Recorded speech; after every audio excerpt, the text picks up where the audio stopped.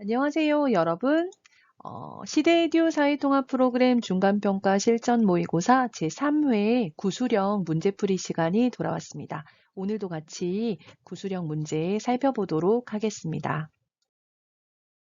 자, 1번에서 3번은 그림이나 사진을 보고 질문에 대답하는 건데요. 오늘 문제에는 이제 그림이 나왔네요. 자, 그림을 보면 어디 그림인가요? 네, 눈치채셨나요? 여기 농촌의 모습이죠. 농사를 짓는 농촌의 모습이 나왔고요. 그림을 보면 서울과 같은 도시의 모습이네요. 그래서 농촌과 도시에 대해서 1번과 3번 문제 풀어보도록 하겠습니다. 자, 1번. 그림은 어디입니까? 그림에 나오는 농촌의 특징을 말해보세요. 자, 그림은 어디예요? 농촌이죠. 그림은 농촌입니다. 농촌은 도시와 달리 높은 건물이나 공장도 없고 자동차도 많지 않아서 공기가 맑고 한적합니다. 또한 집 주변에 산이나 강이 있어서 경치도 아름답습니다. 농촌에 사는 사람들은 주로 직접 농사를 짓습니다. 논에서 쌀농사를 짓거나 밭에서 야채를 기르는 농부들이 많습니다. 자, 농촌에 대해서 이야기하는 거네요. 농촌의 특징이 어떤지 말하는 건데요. 자, 그림을 보면 농사를 짓고 있어요. 그래서 그림은 농촌입니다. 자, 농촌은 도시와 달라요. 그쵸? 도시와 다르게 뭐가 없어요? 높은 건물도 없고 공장도 없고 자동차도 많지 않아서 농촌은 공기가 맑아요. 맑고 한적하다. 이건 사람도 많지 않고 차도 많지 않아서 뭔가 여유가 있고 그런 모습을 한적하다라고 합니다. 반대로 도시는 사람도 많고 자동차도 많아서 복잡하죠. 그래서 한적하다, 복잡하다 반대말이고요.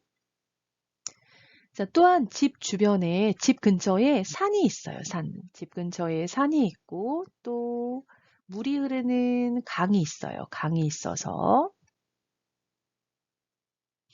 산과 강이 있어서 경치도 아름답습니다. 경치가 아름답다 이야기하고 있네요. 자, 농촌에 사는 사람들은 무엇을 해요? 직접 농사를 짓다, 야채를 키우고, 쌀농사를 짓고, 이런 것들 하죠. 그래서 논에서 쌀농사를 짓거나 농사를 짓다는, 야채를 키우다, 쌀을 키우다, 그런 걸 농사 짓다 말합니다. 또 밭에서 채소를 기르는 그런 사람을 농부라고 하죠. 직업이 농사를 짓는 사람, 농부. 야채를 기르는 농부들이 많습니다. 이렇게 대답하시면 되겠습니다. 자, 2번. 그림은 어디입니까? 그림에 나오는 도시의 특징을 말해보세요. 자, 그림을 보면 도시의 그림이죠. 자, 그래서 이제 도시에 대해서 설명하면 되겠는데요. 자, 그림은 도시입니다. 자, 도시는 공공기관, 회사, 학교나 학원, 문화시설 등이 많아서 사람들이 많이 모여서 삽니다. 또한 버스나 지하철과 같은 대중교통도 잘 발달되어 있어서 생활하기에 편리합니다. 하지만 자동차가 많고 사람들도 많아서 공기도 탁하고 소음도 심합니다. 자, 도시의 좋은 점과 나쁜 점을 함께 이야기하고 있네요. 자, 그림은 도시입니다. 도시라고 얘기하면 되고요. 도시에는 공공기관, 여러분 시청이나 구청, 주민센터 또는 은행과 같은 기관들 이런 것들도 공공기관이라고 할 수 있겠어요. 그래서 모두의 이익을 위해서 만들어진 어떤 이런 기관, 공공기관이 있고요. 회사가 많죠. 특히 큰 회사들의 본사가 도시에 많이 있습니다. 그리고 좋은 학교, 또 좋은 학원 이런 것들이 있고 뭐 영화를 본다거나 연극을 본다거나 이런 문화시설들도 많이 있고요. 이런 것들이 많아서 사람들이 많이 모여서 삽니다.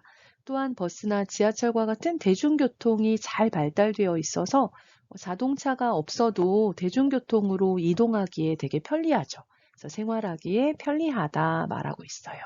자, 하지만 사람이 많이 모여 살다 보니까 자동차도 많고 또 사람들도 많아요. 사람들도 많아서 공기가 맑지 않아요. 맑다의 반대말이 공기가 탁하다 말하거든요. 공기가 깨끗하지 않고 소음은 시끄러운 소리를 말하거든요. 여러분, 농촌에 가면 아주 조용해요. 그런데 도시는 시끄러운 소리들이 있죠. 그래서 소음도 심합니다. 이렇게 말하고 있네요. 그래서 도시의 특징에 대해서 이야기하면 되겠습니다. 자, 3번. 땡땡 씨는 농촌과 도시 중 어디에서 살고 싶습니까? 왜 그곳에서 살고 싶습니까? 자, 여러분이 살고 싶은 곳이 농촌이에요, 도시예요? 질문하고 있고요. 왜 그곳에서 살고 싶습니까? 질문하고 있네요. 저는 지금 초등학생 딸을 키우고 있기 때문에 도시에 살고 싶습니다.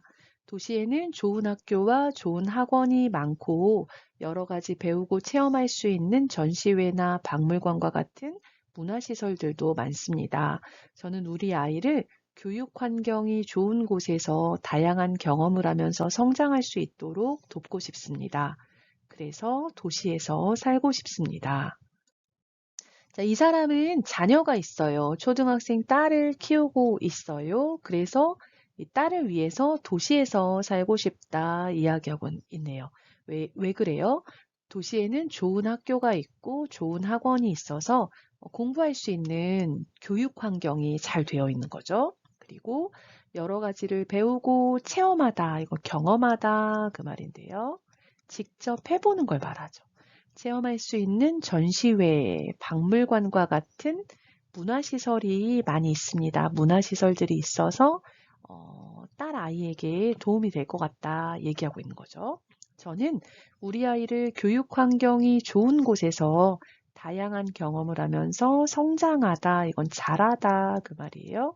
아이가 1살, 2살, 3살, 4살, 10살 이렇게 성장해요. 잘하다, 잘할 수 있도록 돕고 싶습니다. 그래서 마지막 결론. 그래서 어디에서 살고 싶어요? 도시에서 살고 싶습니다. 말했네요. 자, 4번. 물건을 구입했는데 물건에 문제가 있거나 마음에 들지 않을 때 교환이나 환불을 합니다. 교환이나 환불은 어떤 경우에 가능합니까? 또 어떤 경우에 교환이나 환불이 불가능합니까? 자, 교환 환불이 가능한 경우와 불가능한 경우에 대해서 질문하고 있네요. 자, 가능하다는 할 수 있다 그 말이죠. 교환이나 환불을 할 수 있다. 할 수 있어요? 질문하는 거고요. 어떤 경우에 교환이나 환불이 불가능합니까? 하면 할 수 없습니까? 질문하는 거죠. 자, 물건을 구입했는데 물건에 문제가 있는 경우에는 교환이나 환불이 가능합니다. 또한 물건에 문제가 없지만 마음이 바뀌어서 교환이나 환불을 하고 싶다면 영수증을 가지고 7일 이내에 매장에서 교환이나 환불을 요청하면 됩니다.